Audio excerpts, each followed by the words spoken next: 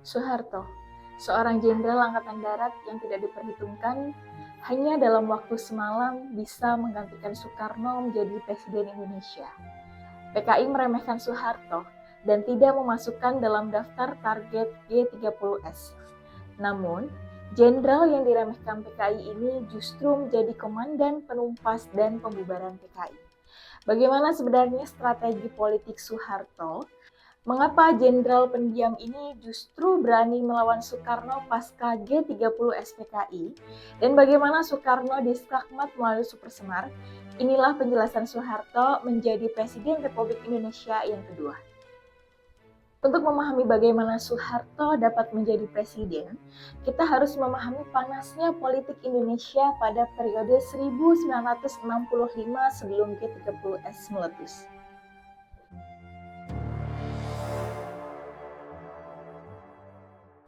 Sebelum 1 Oktober 1965. Posisi tak terlihat Soeharto. Soeharto adalah Panglima Kostrad, Komando Cadangan Strategis Angkatan Darat. Markasnya terletak di lapangan Merdeka Timur. Kostrad dipersiapkan sebagai kekuatan cadangan strategis yang selalu siap digerakkan untuk operasi militer perang atau OMP maupun operasi militer selain perang atau OMSP. Soeharto menjadi Panglima Kostrad sejak 6 Maret 1961. Sebagai Jenderal Bintang 2, ia dikenal pendiam, hemat bicara, low profile, dan sangat mempercayai mistisme Jawa. Tidak seperti jenderal yang lain, nama Soeharto tidak begitu terdengar dalam politik istana. Soeharto tertutup bayang-bayang Lejen Ahmad Yani yang menjabat sebagai Panglima Angkatan Darat dan Jenderal Abdul Haris Nasution yang menjabat sebagai Menteri Pertahanan. Yani dan Nasution lebih sering mendampingi Soekarno yang mana pada saat itu adalah pusat kekuatan politik. Namun, diamnya Soeharto ini seolah menjadi kekuatan rahasia yang membuatnya luput dari target gerakan 30 September. Gaya Soeharto ini menganut filosofi Jawa yaitu topolan elit. Soeharto dengan gaya senyapnya mengamati situasi dan membangun konsolidasi secara perlahan sebelum akhirnya bertindak.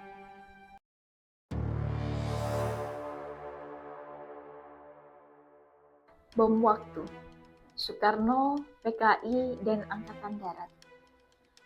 Bung Karno menerapkan konsep Nasakom, nasionalisme, agama, dan komunis sebagai perekat bangsa. Namun, demi mengimbangi kekuatan Angkatan Darat yang terlalu kuat, Soekarno sengaja memanjakan PKI yang saat itu menjadi partai komunis terbesar ketiga di dunia setelah Uni Soviet dan Tiongkok. Angkatan Darat di bawah kepemimpinan Jenderal Ahmad Yani dan Jenderal Ahmad Nasution memandang PKI sebagai ancaman eksistensial terhadap ideologi Pancasila. Hubungan kedua lembaga ini dingin dan penuh curiga, mengingat ada trauma pemberontakan Madiun pada tahun 1948 yang masih membekas. Ketegangan memuncak ketika PKI didukung oleh Tiongkok mengusulkan pembentukan angkatan kelima, yaitu memersenjatai jutaan buruh dan tani. Angkatan Darat menolak keras usulan ini karena menganggapnya sebagai upaya PKI membentuk tentara tandingan untuk merebut kekuasaan. Soeharto, dalam kapasitas militer teknisnya di Kostrad, mencatat ketegangan ini dengan cermat. Menyadari bahwa benturan bersenjata antara partainya DN Aidit dan Angkatan Darat tinggal menunggu waktu.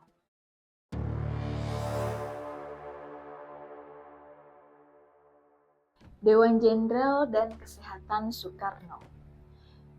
PKI menyebarkan isu yang diduga bersumber dari dokumen Gilchrist bahwa ada sekelompok jenderal kanan di Angkatan Darat bernama Dewan Jenderal yang disokong oleh CIA untuk melakukan kudeta terhadap Soekarno pada Hari Angkatan Bersenjata, yaitu tanggal 5 Oktober tahun 1965. Nama Ahmad Yani dan Nasution termasuk dalam rumor ini, sementara nama Soeharto sama sekali tidak ada dalam daftar sasaran atau kecurigaan PKI karena posisinya yang dianggap tidak politis. Pada Agustus tahun 1965, Soekarno tiba-tiba pingsan saat berpidato. Tim dokter dari Tiongkok didatangkan secara rahasia. Isu bahwa Bung Karno sekarat atau akan segera lumpuh menyebar di kalangan elit. Hal ini memicu kepanikan massal di lingkaran kekuasaan. Bagi PKI, jika Soekarno wafat secara mendadak, mereka akan kehilangan perlindungan politik dan akan langsung dihabisi oleh Angkatan Darat. PKI merasa harus mengambil inisiatif menyerang lebih dahulu. Bagi Angkatan Darat, mereka bersiap mengamankan negara jika terjadi kekosongan kekuasaan.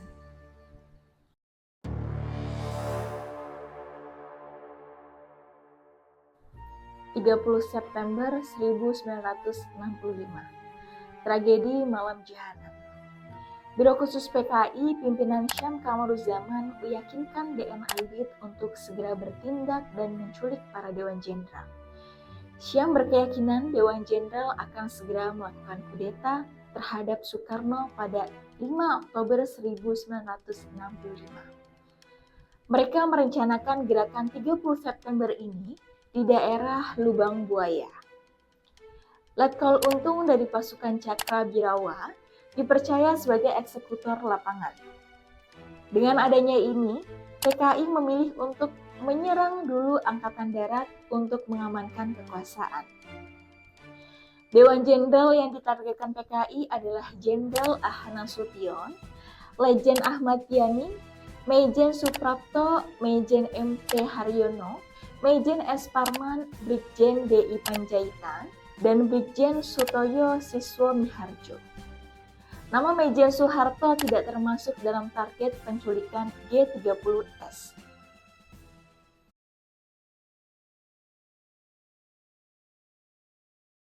Di mana Soeharto? Pada malam 30 September, Soeharto sempat menjenguk anaknya Hutomo Mandala Putra yang biasa dipanggil Tommy, yang sedang dirawat di Rumah Sakit Pusat Angkatan Darat Gatot Subroto karena tersiram sup panas. Di sana, dia bahkan sempat bertegur sapa sekilas dengan Kolonel Abdul Latif yang menjadi salah satu komandan lapangan G30S. Latif tidak mencurigai Soeharto, dan Soeharto pun tidak menyadari bahwa beberapa jam lagi akan dilaksanakan tragedi paling mengerikan dalam sejarah Indonesia.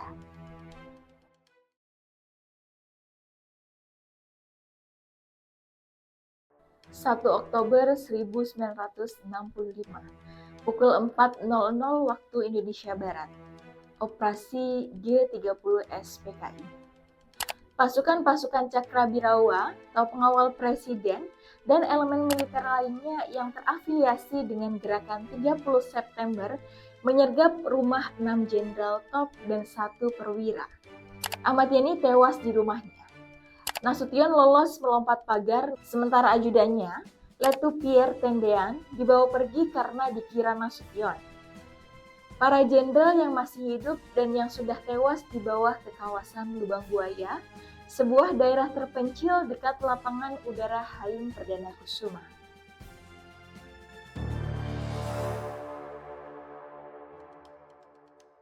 Pukul 7.15 waktu Indonesia Barat. Suara pertama G30S PKI. Letkol Untung melalui siaran radio RRI mengumumkan bahwa G30S telah menyelamatkan Presiden Soekarno dari kudeta Dewan Jenderal yang disokong CIA. Pengumuman ini sangat mewujudkan rakyat Indonesia. Tidak ada yang tahu siapa kawan dan siapa lawan. Kabinet lumpuh, presiden tidak diketahui keberadaannya, dan Angkatan Darat kehilangan seluruh pucuk pimpinannya. Kelompok G30S mengira operasinya berjalan mulus. Mereka tidak tahu bahwa satu nama jenderal yang tidak mereka perhitungkan akan menjadi sosok mengerikan yang memburu kelompok ini.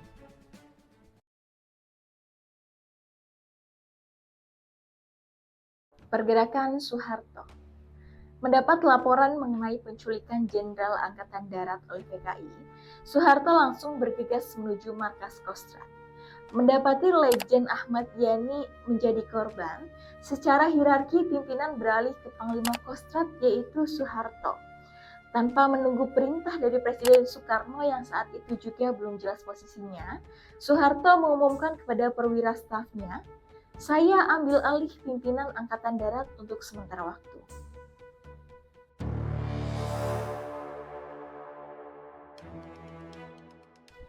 Ketegangan di lapangan Merdeka. Soeharto mengetahui bahwa pasukan Yon 454 dan 530 yang mengepung istana dikelabui oleh Letkol Untung dengan dalih mengamankan presiden dari Dewan Jenderal.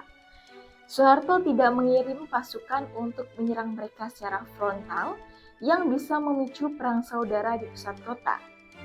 Sebaliknya, dia mengirimkan perwira Kostrad untuk bernegosiasi secara persuasif. Yon 530 menyerah dan masuk ke markas Kostrad dan berbalik mendukung Soeharto.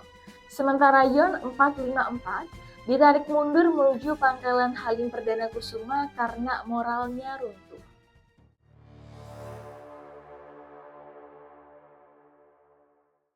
Soeharto menolak perintah Soekarno. Soeharto mendapat informasi bahwa Presiden Soekarno berada di Halim Perdana Kusuma, tempat yang sama dengan markas para pemimpin G30S. Di sana juga ada DN Aidit, Ketua PKI, dan Omar Dhani sebagai Panglima Angkatan Udara. Soekarno yang mencoba meredakan situasi menunjuk Mayor Jenderal Pranoto Rakso Samodra. Ketika Jenderal Pranoto hendak berangkat menemui Presiden, Soeharto menahannya di markas Kostrad. Soeharto melarang Pranoto pergi dengan alasan keamanan. Secara de jure, ini adalah pembangkangan terhadap Presiden. Namun secara de facto, Soeharto menegaskan bahwa dialah satu-satunya pemegang kendali Angkatan Darat saat itu. Soeharto tidak ingin Soekarno memilih pimpinan Angkatan Darat atas pengaruh PKI.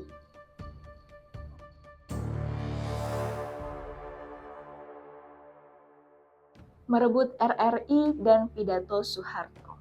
Pukul 19.00 waktu Indonesia Barat, Soeharto memerintahkan pasukan elit RPKAD, Resimen Para Komando Angkatan Darat di bawah pimpinan Kolonel Salwo Edi Wibowo untuk merebut kembali gedung RRI dan pusat telekomunikasi. Operasi ini berhasil hanya dalam waktu 20 menit tanpa perlawanan berarti. Soeharto menyampaikan 3 hal dalam pidatonya melalui RRI, yaitu: pertama, bahwa gerakan 30 September adalah gerakan kontra-revolusioner. Yang kedua, bahwa mereka telah menculik para jenderal Angkatan Darat. Dan yang ketiga, bahwa Kostrad bersama Angkatan Laut dan Kepolisian telah mengendalikan situasi dan menyelamatkan negara.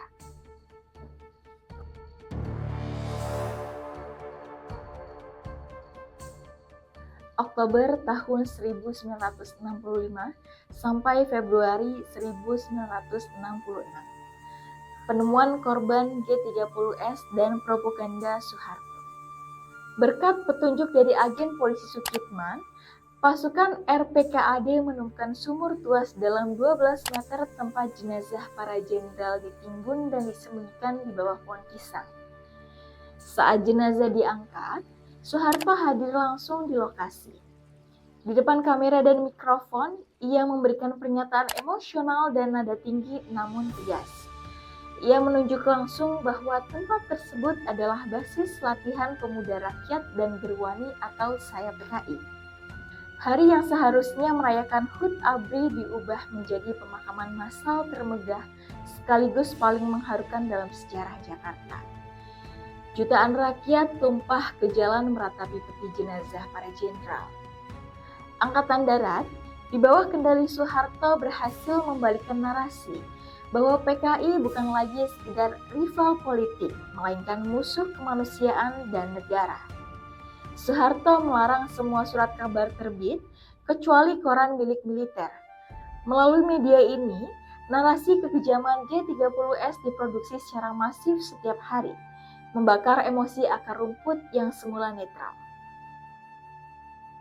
Pada hari tanggal 4 Oktober 1965, kita bersama-sama dengan mata kepala masing-masing telah menyaksikan suatu pembongkaran daripada penanaman asah para jenderal kita, Ilahan Jenderal dengan satu perwira pertama dalam suatu lubang sumur lama. Bagaimana saudara-saudara telah maklum bahwa jenderal-jenderal kita dan perwira pertama kita ini telah menjadi korban daripada tindakan-tindakan yang biadab dari petualang-petualang yang dinamakan Gerakan 30 September.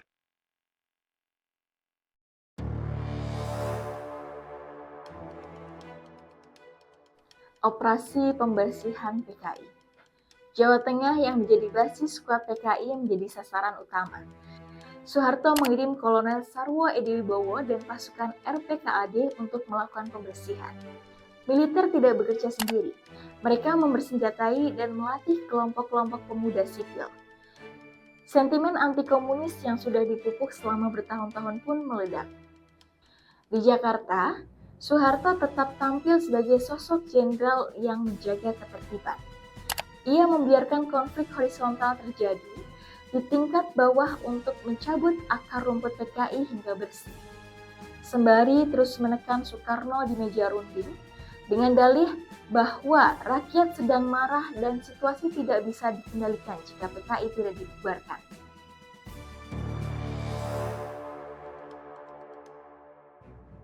Tuntutan bubarkan PKI. 10 Januari 1966, mahasiswa mengepung gedung-gedung pemerintah dan mengumandangkan 3 tuntutan rakyat atau biasa disebut Tritura. Yang pertama, bubarkan PKI. Kedua, bersihkan kabinet Dwikora dari unsur-unsur G30S. Dan yang ketiga adalah turunkan harga barang. Jakarta lumpuh total. Mahasiswa mengempiskan ban-ban mobil di jalan protokol, memblokade jalan menuju istana, dan membuat Soekarno terisolasi secara politik di dalam istananya sendiri. Panggung telah siap untuk babak berikutnya, pemaksaan penyerahan kekuasaan.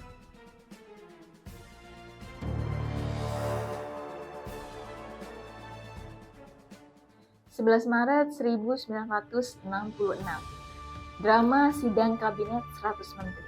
Hari itu dimulai dengan upaya Presiden Soekarno untuk menunjukkan bahwa ia masih memegang kendali penuh atas pemerintahannya melalui sidang kabinet Dwikora yang disempurnakan di Istana Negara. Di tengah jalannya sidang, istana telah dikepung oleh pasukan bersenjata tanpa identitas. Pasukan tersebut sebenarnya adalah pasukan Kostrad di bawah komando Brigjen Kemal Idris. Mereka sengaja mencopot rencana kesatuan mereka untuk memberi tekanan psikologis masif kepada istana. Soekarno yang merasa keselamatannya terancam langsung menghentikan sidang.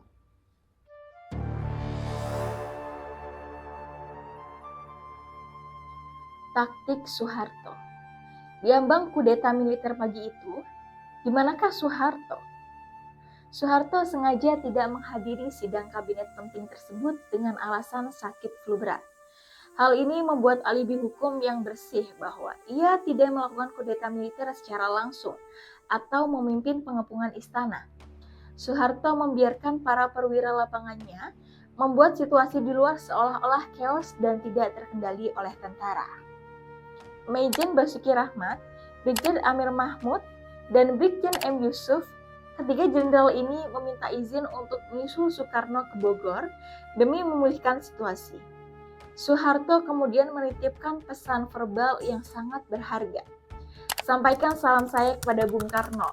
Katakan, saya sanggup mengatasi situasi keadaan jika Presiden memberikan wewenang penuh kepada saya.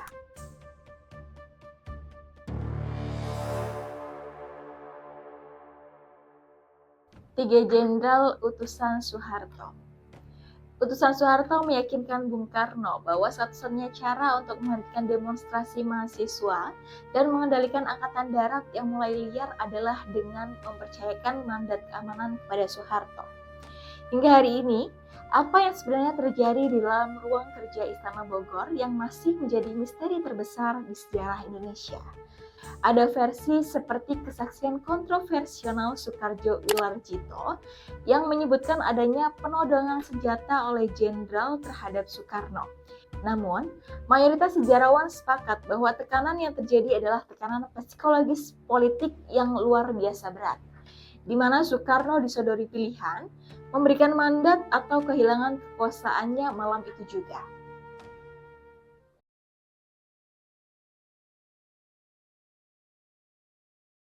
Lahirnya Super Semar.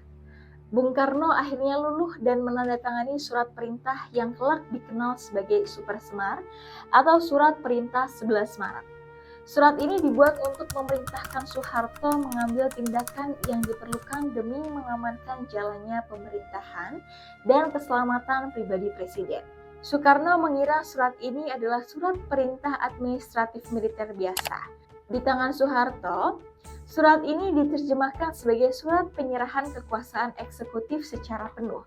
Soeharto memandangnya sebagai legitimasi hukum tertinggi untuk bertindak apa saja atas nama Presiden, bahkan tanpa perlu berkonsultasi lagi dengan Presiden.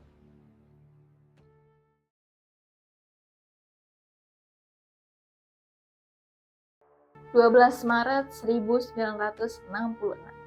langkah skakmat Soeharto. Kurang dari 24 jam sejak Super Semar itu ditandatangani, Soeharto mengeluarkan keputusan Presiden nomor 1/3-1966, isinya mewujudkan seluruh negeri, membubarkan dan melarang Partai Komunis Indonesia, serta seluruh organisasi sayapnya di seluruh wilayah Indonesia. Langkah ini mewujudkan Bung Karno di Bogor. Sang proklamator marah besar karena pembubaran partai politik adalah hak mutlak Presiden, dan Soekarno selama ini selalu menolak pembubaran PKI. Namun, nasi telah menjadi bubur. Dengan lembaran kertas Super Semar tersebut, Soeharto baru saja melakukan skakmat politik pertama yang meruntuhkan setengah dari tiang kekuasaan politik Orde Lama.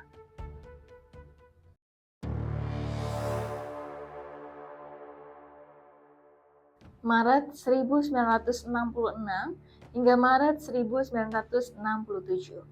Kudeta merangkak ala Soeharto. Soeharto tahu betul bahwa Soekarno bukan sekedar presiden. Dia adalah penyambung lidah rakyat di mata jutaan rakyat Indonesia. Dalam menghadapi Soekarno, Soeharto sangat berhati-hati.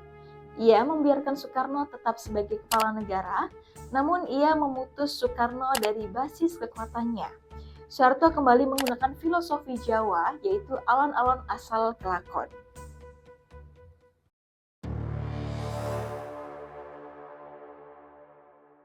Soeharto mengajukan agar Super Semar disahkan menjadi ketetapan MPRS. Begitu Super Semar berubah menjadi TAP MPRS, status hukum surat tersebut naik tingkat. Surat itu bukan lagi sekedar perintah dari Presiden Soekarno, melainkan perintah dari lembaga tertinggi negara. Lalu dampaknya apa? Dampaknya, Presiden Soekarno secara hukum tidak bisa lagi mencabut Super Semar. Senjata yang dibuat oleh Soekarno kini resmi dikuasai oleh Soeharto secara permanen. Dalam sidang yang sama, MPRS juga mencabut gelar Presiden seumur hidup yang selama ini melekat pada Soekarno.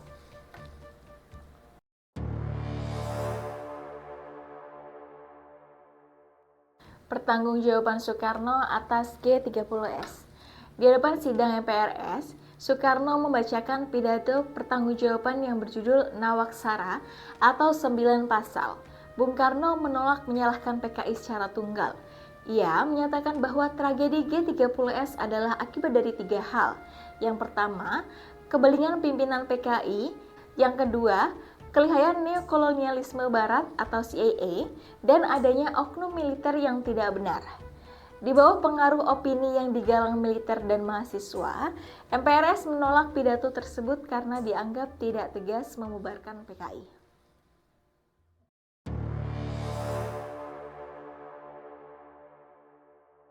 Maret 1967 hingga 27 Maret 1968.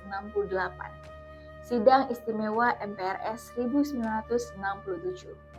Setelah pidato Soekarno ditolak mentah-mentah, faksi anti-Soekarno melakukan langkah eksekusi terakhir, yaitu mengeluarkan TAP MPRS nomor 33 tahun 1967. Ketukan Palu Sidang ini resmi mengubah sejarah Indonesia. MPRS mengeluarkan ketetapan yang isinya mencabut seluruh kekuasaan pemerintah negara dari Presiden Soekarno. Yang kedua adalah melarang Soekarno melakukan kegiatan politik hingga pemilu berikutnya. Yang ketiga, mengangkat Jenderal Soeharto sebagai pejabat presiden. Dan lagi-lagi, Soeharto tidak mau gegabah pada langkah politiknya. Dia tidak mau disebut presiden penuh. Dia sengaja memilih pejabat presiden. Ini adalah kalkulasi politik Soeharto untuk menghindari image rakus kekuasaan di fase transisi politik. Tak lama setelah kekuasaannya dicabut, Soekarno dipaksa meninggalkan Istana Merdeka. Ia hanya diizinkan membawa barang-barang pribadi yang sangat terbatas. Sang proklamator dipindahkan ke Wisma Yaso di bawah status tahanan rumah yang ketat, tanpa aktivitas politik dan terisolasi dari rakyat yang dicintainya. Kesehatan Soekarno merosot tajam. Ia menderita penyakit ginjal parah. Namun tim dokter yang merawatnya dibatasi secara politik oleh rezim baru. Soeharto benar-benar berhasil menjinakkan sang singa podium.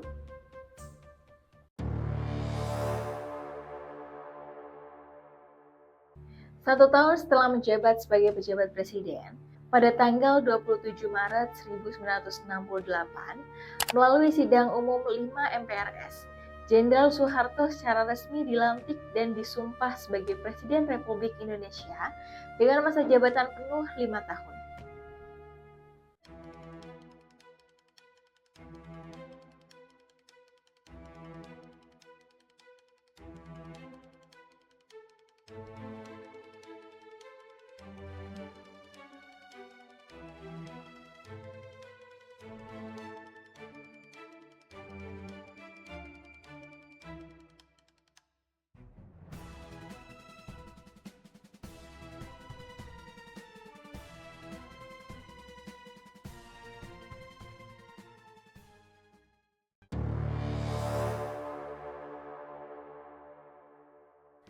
Manuver putar balik Soeharto. Begitu dinobatkan menjadi presiden, Soeharto menghentikan total konfrontasi dengan Malaysia, membekukan hubungan diplomatik dengan Tiongkok karena isu keterlibatan G30S. Indonesia juga kembali menjadi anggota PBB. Berbeda dengan Soekarno yang anti barat, Soeharto membuka pintu lebar-lebar bagi modal asing. Ia mengumpulkan para ekonom lulusan Universitas Amerika yang dijuluki Mafia Berkeley untuk menyusun cetak biru penyelamatan ekonomi. Freeport masuk melalui kebijakan Undang-Undang Penanaman Modal Asing atau PMA tahun 1967. Di dalam negeri, Soeharto mendirikan Komkaptib atau Komando Operasi Pemulihan Keamanan dan Ketertiban, sebuah badan intelijen yang berfungsi menyisir dan membungkam setiap potensi oposisi, baik dari sisa-sisa loyalitas kiri maupun kelompok tertentu.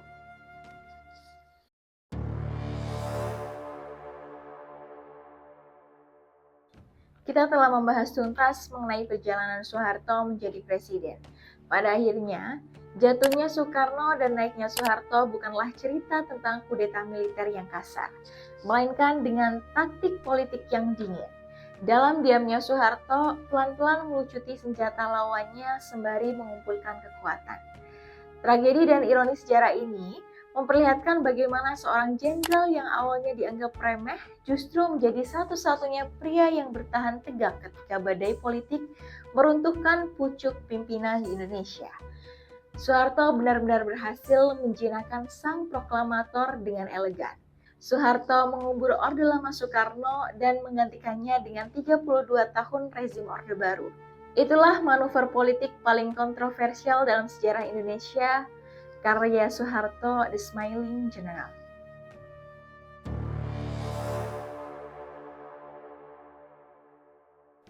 Terima kasih telah menonton hingga akhir. Menurut kalian bagaimana langkah politik Soeharto? Termasuk langkah yang brilian atau langkah yang licik? Tulis di kolom komentar, mari bersama kita berdiskusi. Jangan lupa untuk dukung channel kami dengan subscribe, like, dan bagikan video ini. Sampai jumpa di video selanjutnya.